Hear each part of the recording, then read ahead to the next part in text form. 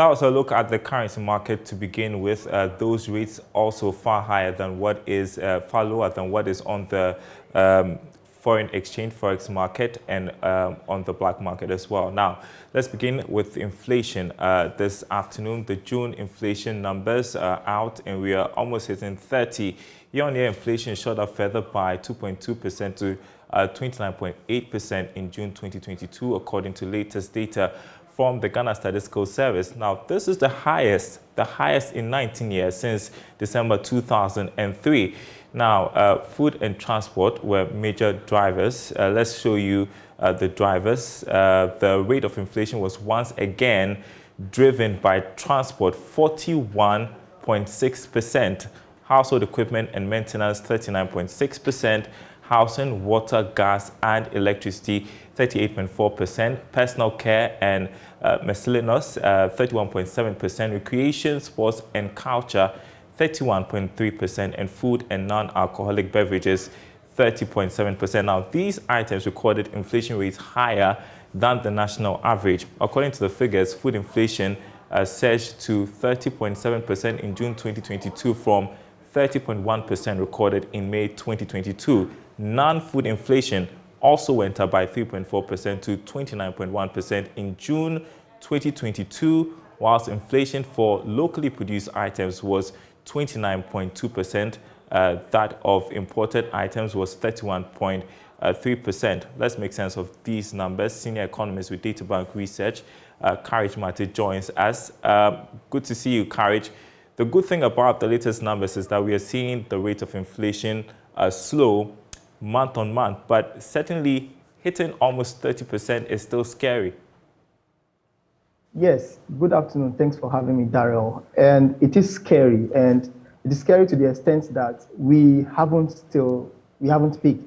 And so how far high can we still go? That's the main question. But you started by quoting or mentioning the good thing is that the month-on-month inflation declined. That's the second consecutive decline we've seen. So it's a good sign. The other good sign you also want to point is that if you pick the headline number, the year-on-year number of 29.8%, there's also some bit of good news in that, because the first time we saw a shocking jump was in April. The jump was about 420 basis points. Now in May, it slowed marginally in terms of the jump to 400 basis points. Now the latest number showed that the jump is just about 220 basis points. So the rate of increase is beginning to slow down. And so if you draw the inflation curve, you're likely to start to see a gentle flattening, if you like, of the slope of the curve. That tells you that we could be reaching our peak in no time this year or later this year. But that is on the big assumption that we do not experience further shocks to the system. But the question is, are we not likely to experience further shocks? Well, there could be. Another good news is that we just checked the market, and crude oil price is now down below $100 per barrel, all because of the global recession fears and so on. So if oil prices remain subdued, that could help to mitigate the transport issues that you mentioned as the drivers of inflation. But we can also not rule out further shocks, because we are aware that the transport operators are considering further transport fare hikes. We are also aware of the discussions going on with the public utilities and regulatory commissions to consider a hike in utility tariffs. All of these factors are potential shocks to the system. And so we haven't peaked yet, despite the good signs of potential slower increases. Okay, I mean, you talk about crude oil prices going down, and we don't see that have a trickle-down effect here in Ghana. For instance, transport fares are still the same, the drivers aren't budging. In fact, I'd like us to listen to the Director of Research at the IEA. I want the director to play that clip addressing some of these issues when he talks about some of the challenges for which reason we are seeing these high rates. Take a listen. I'm talking about addressing the current crisis. Over the long term, we'll come to, this way. Further, government should provide temporary subsidy for stable, well, again, this is my suggestion, like maize, rice, bread, to ease the burden on low-income consumers. This is my suggestion. Now, even the IMF, which is known not to be a fan of subsidy, has called on governments all over to provide food subsidies to cushion the effects of high prices on their citizens. The IMF is saying that governments should provide full subsidies. Okay? Now, for fuel, government should use some of its windfall earnings from higher oil prices of about $120 as against what they budgeted for of 60. The government must have used about $60, in the budget. But we know that prices have shot up, have doubled.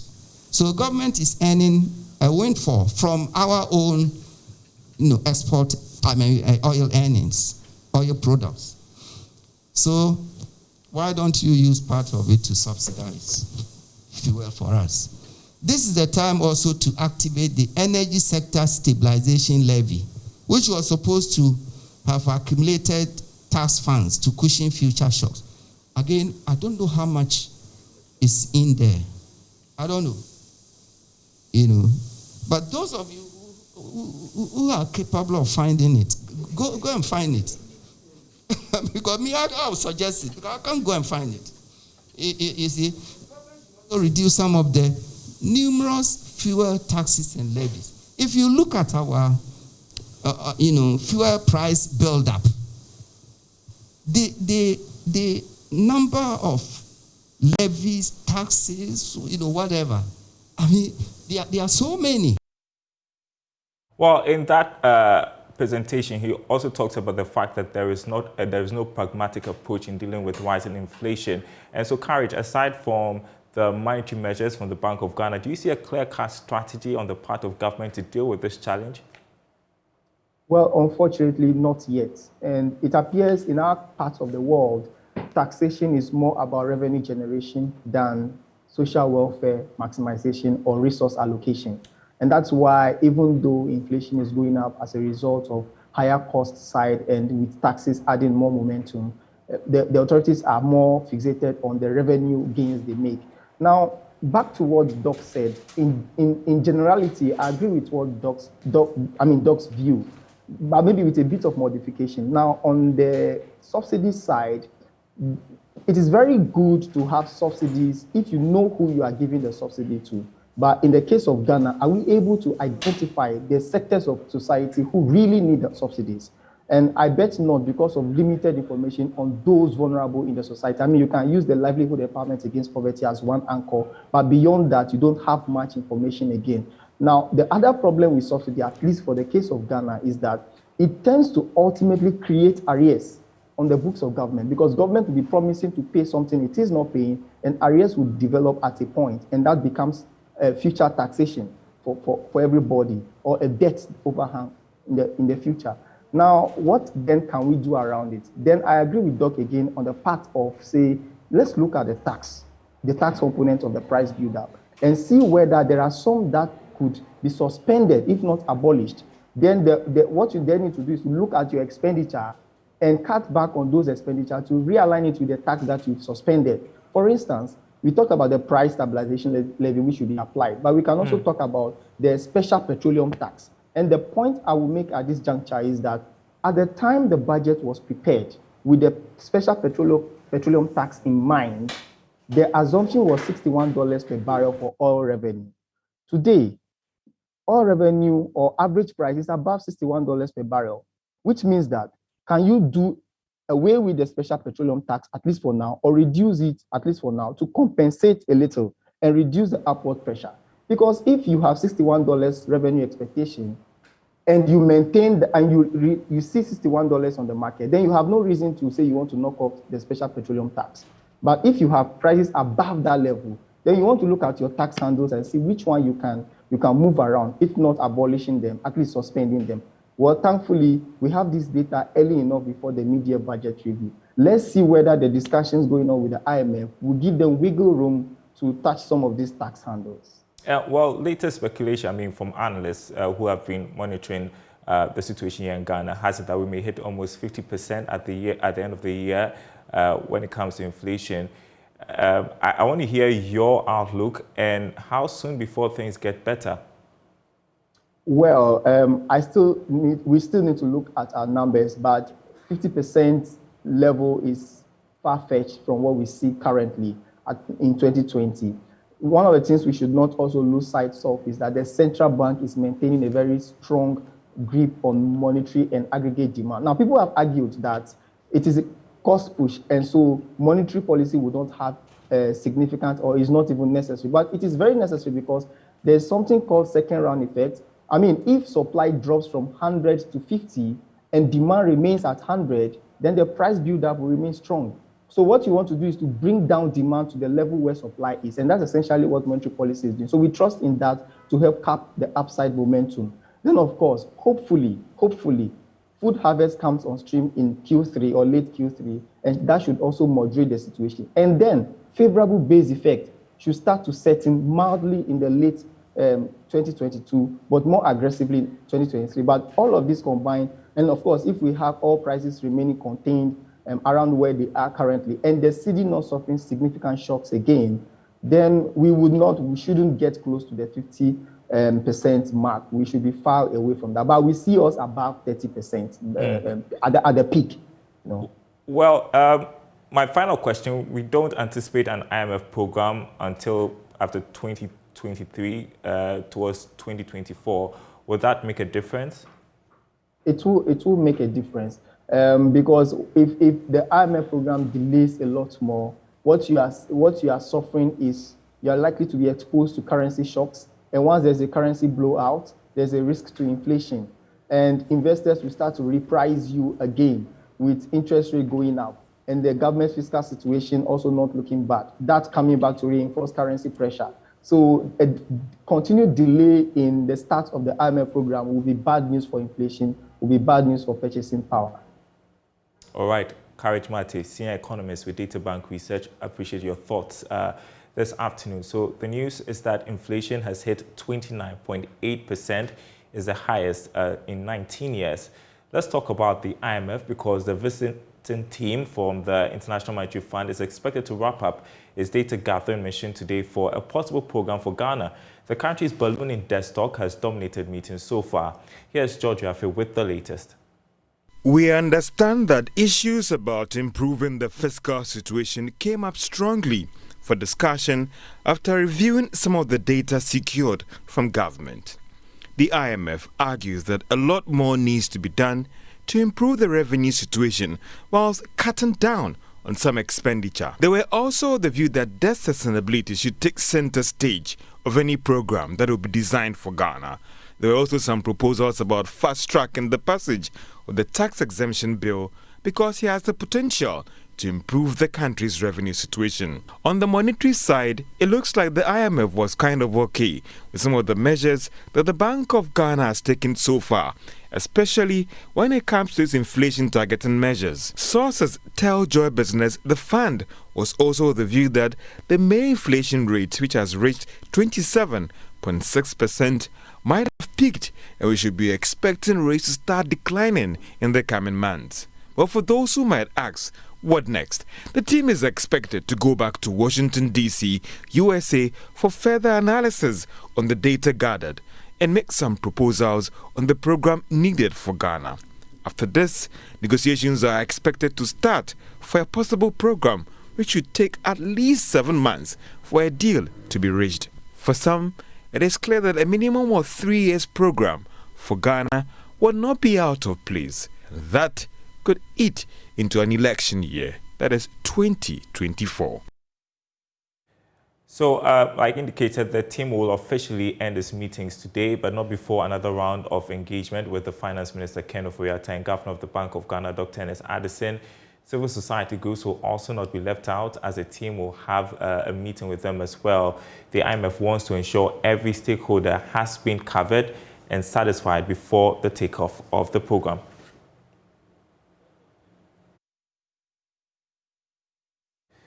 And you're watching The Marketplace, time to talk tech. Joining me on Zoom is Henry Kabla, lead for Eyes of Africa. Good to see you this Wednesday. A lot's happening and a lot of talk about Twitter suing billionaire Elon Musk, who tried to force him to buy the social media firm, setting up a legal battle with the world's richest man. And so we've talked about this before, and we just were trying to figure out if it's a deal gone bad or it's just part of a game plan by Elon. Thank you very much. So I think that I had mentioned it already that Elon likes to play a game usually when he's doing any business. I mean, it's a very clear pointer. But generally, I'm just looking at it from a game point of view. He is looking at how he can get best out of this deal. So he's not just going to go in and just throw in the best of deals for Twitter stakeholders to enjoy. He's also looking at how better off he can be able to scoop out of this. Now, regardless of anything, he is in a lawsuit, and definitely before anything comes up, he will not definitely have it easy getting out of this one, but he could also maybe win quite a lot, because what he's also demanding seems to be a very big pointer for a lot of the tech analysis or the tech investors that are around. He's asking for the fake comments, fake likes, fake users. I mean, all the fake things that goes way beyond what we see on Twitter. And that definitely gives him a lot of data, which he could definitely expose, which we know Elon for that, could make a lot of big deal out of it. And so he's just looking at that. So even though he's in a lawsuit, it's not just rosy for the Twitter stakeholders, it's also a big deal for Elon himself. I mean, I can see that he can make a huge chunk of this if he sort of wins this suit. I was just going to make the point that the shareholders don't have the heart for this drama from Elon Musk. So how are things going to play out, do you think? I think that right from the onset, him coming on to have a good large shares should have actually told them a lot about him. We've seen Elon in this deal where he basically buys Bitcoin shares, makes it rise by making a whole PR about it. It rises to the utmost maximum. And then he says that it actually just does not fit in terms of energy. And so definitely plunges the whole Bitcoin price down. That's way before he had actually even sold out his Bitcoins. And then comes back again to play another game to say Tesla is sort of accepting Bitcoins and all of that. He likes to play the game and tries to make the maximum out of every deal. And so they might not have the heart for this, but usually he's actually made a very huge legal argument when it comes down to having the data on paper, which is part of contractual agreement that the stakeholders need to fulfill to make sure that he definitely signs with the deal. Now, we should realize that he's also playing the game because he's already lost over 100 billion in terms of the stock in Tesla. And so people are thinking that he's sort of looking at badging out of this because he's sort of losing money in his biggest share in a place of Tesla. But it basically looks as business for him always in any time. Well, the final one has to do with the cryptocurrency market as we continue to monitor its recovery from crashing weeks ago. I want us to talk about a report commissioned by Defense Advanced Research Projects Agency, or DARPA, which showed that cryptocurrency tech is vulnerable to tampering, and that means we are not safe, Henry. Yes, so I've actually read the whole analysis from DARPA, and it looks quite interesting. They've actually also sorted to get a lot of comments from big stakeholders in the cryptocurrency market, and everybody seems to look at it as it's an argument on paper rather than an argument that is sort of playing out clearly in the market space. And if you're looking at their analysis, just about 5% of it has sort of threatened the market, and does not really seem to give it a very big deal in the market. For me, the thing about cryptocurrency is that it keeps evolving. If you're looking at the cryptocurrency just within the last 3 years, it actually has seriously evolved. Bitcoin would have played a huge value in there. Ethereum would have had some good stakes around there. But if you're looking at it, quite a number of good coins are also taken through the market. Quite a huge chunk of projects are coming up.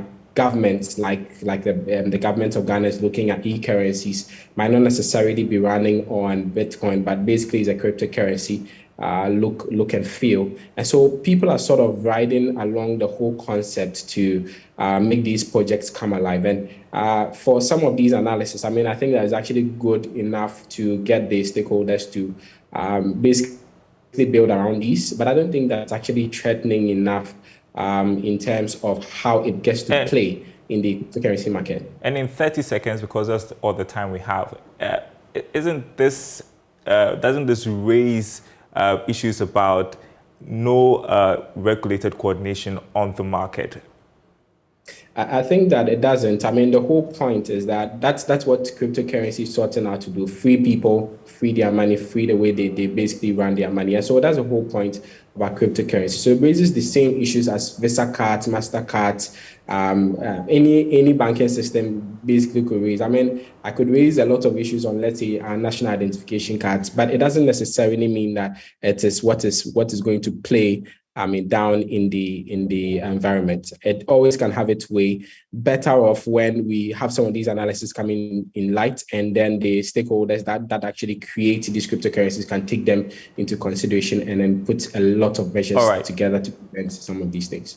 Henry Cobbler, lead for Eyes of Africa. Always great to talk to you. Before we go, something to inspire you.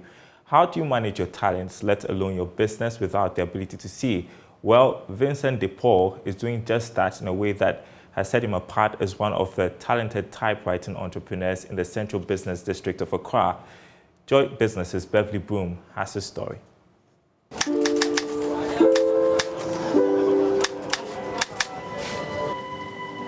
When was the last time you patronized the service of a typewriter? Well, with the advent of technology, many people resort to their phones and laptops to type their scripts. But one man continues to hold the torch of typewriting. Today, I have come to Nima to meet Mr. Vincent De Paul. He is visually impaired and he is a typewriter. He has been doing this for the past 40 years. What motivates him and how is he able to work? Let's hear his story. Business is a source of life. It dictates your survival in society. But what does it take for one to run a business? A capital and maybe being able-bodied. However, the story of Vincent De Paul is quite different. He is visually impaired. Despite this, he runs a business, one that requires someone of full sight. So how does he manage it? First, I do touch typewriting. I used to read and type, but now getting to some point when the sight was getting bad, I learned audio typing, which I didn't learn at the college. When I'm on the typewriter and you tell me, okay, when you talk, I type. After that, you read and see whether it's okay. If it's not okay, then we redo it. That's what I do. This is the courage. This is the knob. If I make a mistake,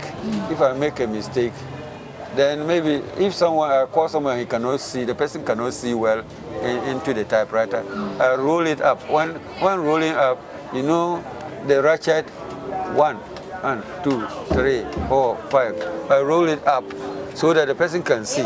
When if the person can see and tells me where I have gotten to, then I count and bring it down to scale. Then that's the method that also helps me. And that's really fascinating. I know times are hard, but that's no excuse not to do something with your life. And that's the marketplace. Thanks for watching, everyone. More news on our website, myjoyonline.com/business. More on the latest inflation numbers from over there. My name is Daryl. Kwawu. Thanks for watching.